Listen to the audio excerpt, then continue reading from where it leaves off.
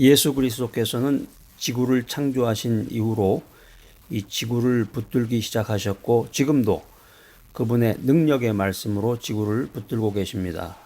예수 그리스도께서는 오늘도 능력의 말씀으로 이 만물을 붙들고 계시다. 그래서 우리들의 마음이 무너지고 낙심이 될 때 주님의 말씀이 주님께서 주님의 사랑이 하나님의 은혜가 나를 붙들고 계시는 것입니다. 자, 그렇다면 하나님의 말씀을 대하는 그 애티튜드, 태도는 어떻게 돼야 될 것인가? 첫째로 구약성경 시편 19편 10절에 있는 말씀입니다. 말씀을 정금보다 더 사모해야 된다. 이게 이제 신약으로 오면은 신약성경 베드로전서 2장 2절로 가면은 이런 말씀으로 연결이 됩니다. 갓난 아이들 같이 순전하고 신령한 젖을 사모하라. 이는 이로 말미암아 너희로 하여금 구원에 이르도록 자라게 하려 함이라. 구약의 시편에 나와 있는 말씀이 신약의 베드로전서로 이어지는 아주 놀라운 주님의 능력의 말씀입니다. 오늘 이 귀한 메시지 들으시는 여러분들, 이 갓난아이 여러분 이제 애들을 키워보셨을 텐데 갓난아이들의 이 생명줄이라고 하는 건 이제 엄마의 젖이죠. 젖. 예전에는 60년대, 70년대, 80년대 뭐 요즘도 그런 분이 계시지만 모유를 이제 주로 많이 먹었죠. 모유. 근데 요즘은 이제 모유보다는 이제 분유나 이걸 애들 이제 먹을 수 있는 걸 인공적으로 타서 이제 먹이게 되는데 이 갓난아이들의 생명줄은 오직 엄마의 젖밖에 없다는 것입니다. 그렇기 때문에 생명을 유지하기 위해서는 갓난 애들이 막 젖을 빠는 거예요. 여러분 한번 그 상상을 해보세요. 직접 보신 분도 계실 텐데 그 모습을 상상하고 기억해 보면은 그 갓난 아이들이 얼마나 열심히 그 엄마의 젖을 빠는지, 젖 먹던 심이다 뭐 이런 표현도 있잖아요. 이 젖 먹던 심이라는 말이 바로 여기서 나온 말인데 하나님의 말씀, 성경 말씀을 이렇게 사모해야 된다는 것입니다. 하나님의 말씀이 선포가 되고 우리가 주의 귀한 말씀을 들을 때 아멘 그걸 잘 받아들여야 되는데 묵묵부답으로 그냥 데드마스크를 하면서 아무 표정 없이 주님의 말씀을 대한다 그러면 그 영이 죽은 거죠. 하나님의 말씀을 영의 양식으로 알아서 아멘이라는 건 이제 예스 그렇습니다 이런 뜻이니까 아멘 하면서 받아 먹는 사람은 주의 말씀의 맛이 어떻게 얼마나 이렇게 단가. 주의 말씀의 맛이 내게 어찌 그리 단지요. 이런 고백을 하는 거죠. 내 입에 꿀보다 더하나이다. 이런 고백을 저절로 하게 되는 것입니다. 하나님의 말씀을 대하는 두 번째 태도는 성경을 깊이 읽어라. 그러니까 성경을 그냥 요즘에 이제 스킵이라는 단어가 있는데 대충 이렇게 훑어서 그렇게 읽는 게 아니라 또 한 번 읽고 끝나는 게 아니라 몇 번이고 몇십 번이고 계속해서 반복해서 주님 앞에 가는 그날까지 말씀을 읽고 묵상하고 이제 더 나아가서 이제 암송해야 되겠죠. 암송해야 되겠습니다. 우리 인간의 기억력은 한계가 있습니다. 성경을 읽고 나서 1시간이 지나면 한 15%가 남고 시청각으로 보고 들은 것은 25%가 남는다고 합니다. 그리고 손으로 쓴 것은 40%, 암송한 것은 거의 100% 정도가 기억에 남는 것입니다. 그래서 성경을 깊이 있게 읽고 가급적이면 이제 이렇게 펜이나 연필로 쓰는 게 좋겠죠. 요즘에 이제 필사 성경이라는 게 또 유행이죠. 참 좋은 유행입니다. 손으로 직접 그 성경 말씀을 쓰는 건데 여러분들이 이제 그 메시지를 듣거나 성경 말씀을 대할 때 자꾸 이렇게 쓰고 아주 중요한 것은 모든 걸 다 외울 수는 없고 아주 중요한 것은 꼭 외워라 하는 것입니다.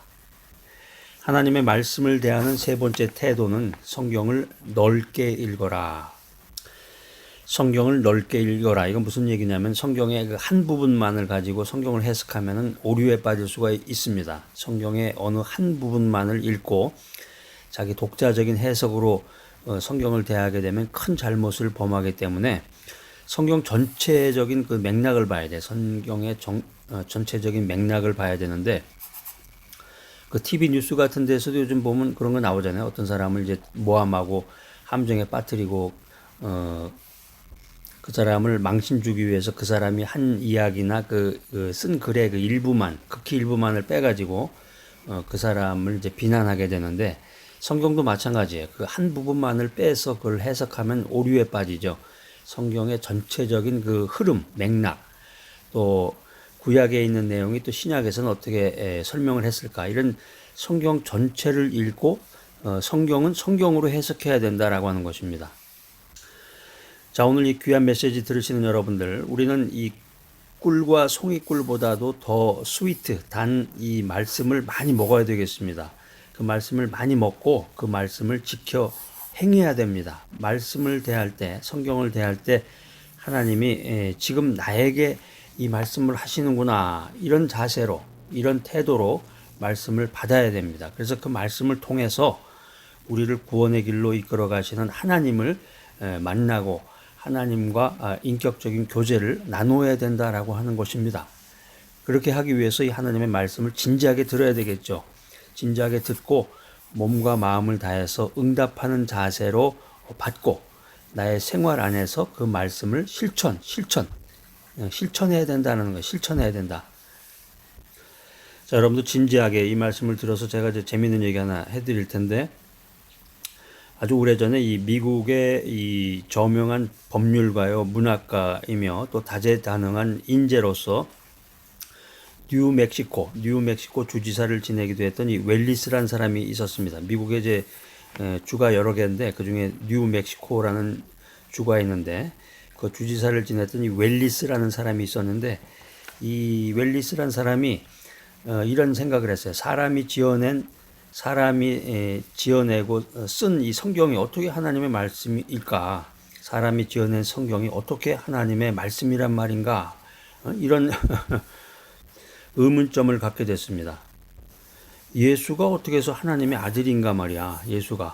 예수는 단지 평범한 인간일 뿐인데, 이런 생각을 가지고 이 웰리스는 자신이 허구라고 생각한 이 성경을 소설로 생각한 거예요.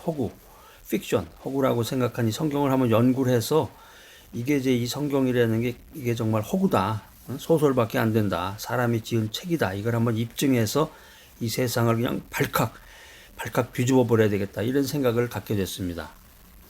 자, 그래서 그런 목적으로 성경을 연구를 한 거야, 그냥 꼼꼼하게. 그런데 이 계속적인 그 리서치와 연구를 하면서 이 웰리스는 하나님의 존재와 이 성경의 완전성, 또 성경의 정확성을 시인하게 됩니다. 그리고 결국 예수 그리스도를 구주로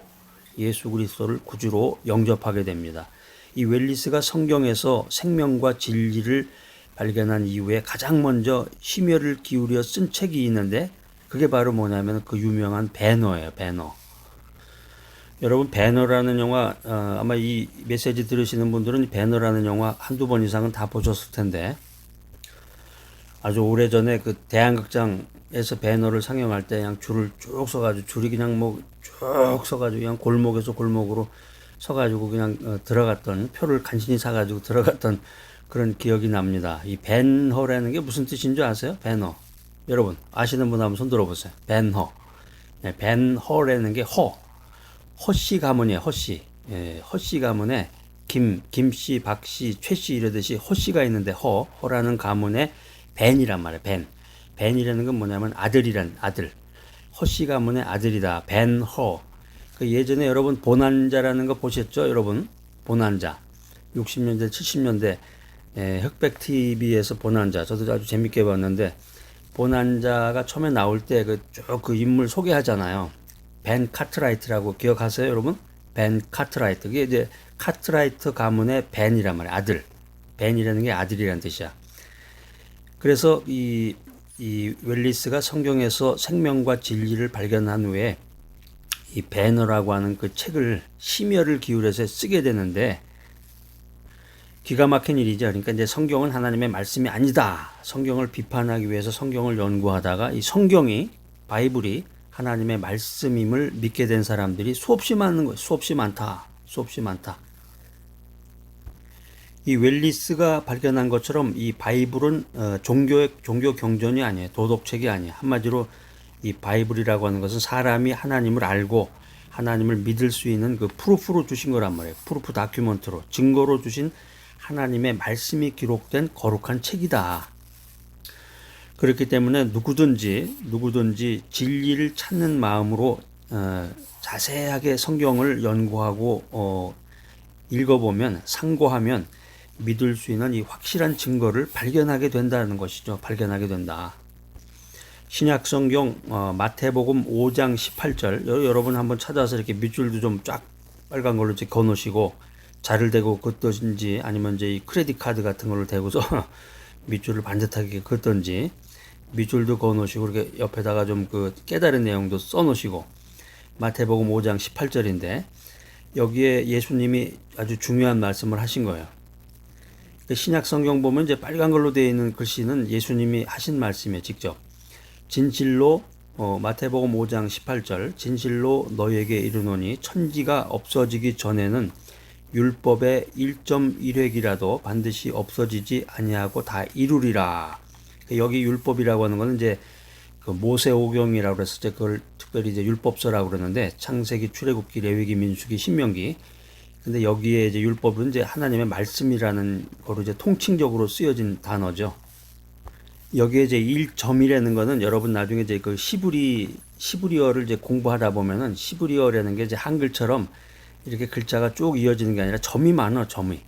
시브리어에 그 점이 많아요. 위에 점, 아래 점, 뭐 옆, 오른쪽에 점, 왼쪽에 점, 작은 점들이 많아요. 그러니까 1점이라는 거는 시브리 문자 중에서 가장 작은 부분이고 1획, 획이라고 그러죠. 이렇게 하나씩 긋는 거. 그런 게 많아요. 또 1획은 의미가 변하는 문자 중에 가장 작은 부분을 말하는 것입니다. 그래서 예수님께서는 이 성경은 결코 인간이 패하지 못한다. 인간이 없애지 못한다. 성경은 결코 인간이 패하지 못하는 것이며 절대적인 권위, 오토리티를 가지고 있는 것임을 선포하신 거예요. 선포하셨다. 배너에 대한 재미있는 얘기 들려드렸는데 또 하나 좀 유익한 얘기를 말씀을 드리겠습니다. 세계적으로 유명한 그 석학 아인슈타인 여러분 다 아실 거예요. 아인슈타인이라는 사람이 그 상대성의 원리라는 책 있잖아요. 여러분 한번 읽어보셨나요? 복잡한 책인데 이 세계적인 석학 아인슈타인이 이 꿀벌 멸종과 지구 멸망의 상관성을 주장했습니다. 아마 이런 얘기는 처음 들어보실 거예요. 굉장히 그 의미가 깊은 내용인데 이 꿀벌이 사라지면 꿀벌 그러니까 우리가 이제 야외에 나가면은 이제 벌들이 많은데 이제 벌도 종류가 굉장히 많아요. 꿀벌이 있고 뭐 말벌이 있고 뭐 여러 가지 벌들이 많은데 꿀벌 이 윙윙윙윙 거리면서 그냥 그 나쁘게만 생각할 게 아니라 이 꿀벌이 사라지면은 인류가 멸망한다는 거예요. 꿀벌이 사라지게 되면은 4년 내로 인류가 멸망을 하게 된다. 이런 예언을 했는데 왜냐하면은 이 인류는 이 꿀벌에 대한 의존도가 아주 높습니다. 꿀벌이라는 것은 한마디로 이제 부지런한 곤충이죠. 꿀벌은 부지런하고 내일을 준비하는 곤충으로 잘 알려져 있는데 이 꽃가루 운반과 꿀을 생산해서 인류에게 유익을 제공해주고 있습니다. 자, 그래서 지구에 존재하는 충매화라는 건 뭐냐면은 곤충이죠. 충매화. 곤충에 의해서 꽃가루 바지가 이루어지는 꽃을 말해. 그걸 이제 충매화라고 그러는데 이 충매화가 꿀벌에 대한 의존도가 80%가 돼요. 그래서 인간의 식량 중에 3분의 1 이상이 인간의 식량 중에서 3분의 1 이상이 꿀벌과 관계되고 있다는 거죠. 자, 그러니까 꿀벌이 멸종하면 식량 부족 현상이 나타난다는 거예요. 꿀벌이 멸종하면 식량 부족으로 인해서 인류가 멸망한다. 이걸 이제 우리가 영적으로 해석을 하면 우리가 현대를 살아가는 현대인들에게 이 하나님의 말씀이 송이꿀처럼 느껴지지 않고 말씀의 꿀을 먹지 않으면 영적으로 멸망한다. 영적으로 실패한 인생을 살게 된다라고 하는 것입니다. 자, 오늘 이 귀한 메시지 들으신 여러분들, 인생의 진정한 해답, 인생의 만능 열쇠는 하나님의 말씀인 이 바이블에 있다는 이 시크릿, 비밀을 새롭게 깨닫는 시간이 되시기를 바랍니다. 그러니까 인생의 생사화복, 살고 죽고 복이 오고 불행이 오고 이 생사화복의 모든 것이 하나님께 달려 있다는 거예요. 하나님께 달려 있다. 내가 못한다고 하나님까지 못할 것이라고 생각하지 마세요. 하나님은 문제보다 더 크신 분이에요. 문제의 해결의 열쇠, 키, 맞는 키를 갖고 계신 분이 하나님. 그 하나님의 말씀이 성경이라는 거예요. 그러니까 하나님은 얼마든지 우리들 인간의 삶을, 나의 삶을 바꿀 수 있는 어빌러티, 능력을 지닌 분이다. 이걸 믿어야 돼, 이걸. 그러니까 다시 시작하시기 바랍니다.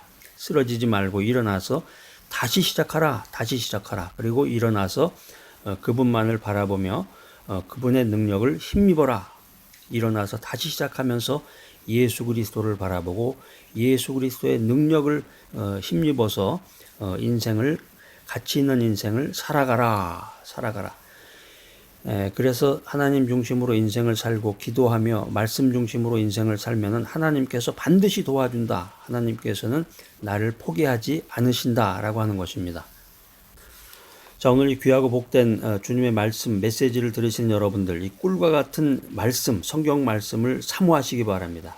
성경 말씀을 사랑하고 또 이 성경 말씀대로 실천하며 살아서 항상 승리의 삶, 복된 인생을 살아서 영생의 축복을 맛보는 귀하고 복된 여러분들 모두가 되시기를 간절히 바랍니다.